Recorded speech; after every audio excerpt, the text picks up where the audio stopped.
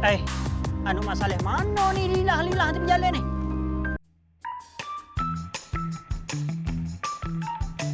Kak Marwah Yusuf, bangun!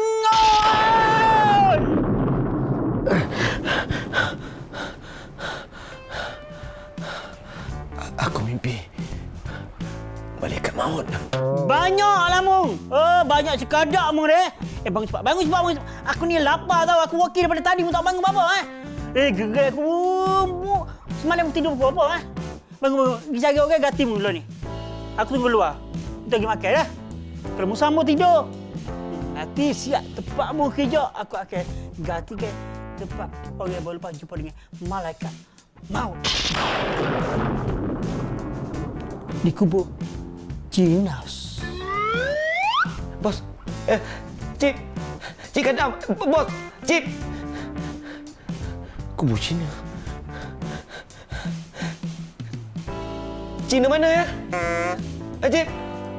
Siapa? Main congkam ke?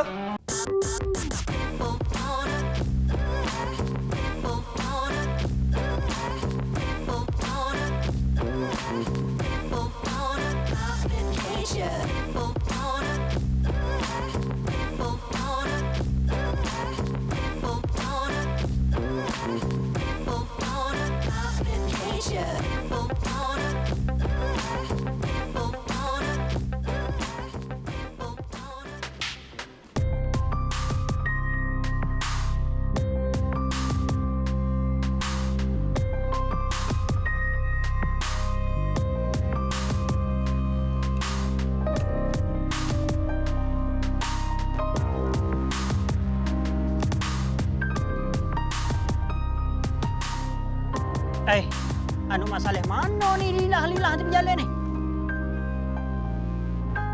Ni kalau kena tepuh kau, kena colek kau saja belakang ni. Sajalah.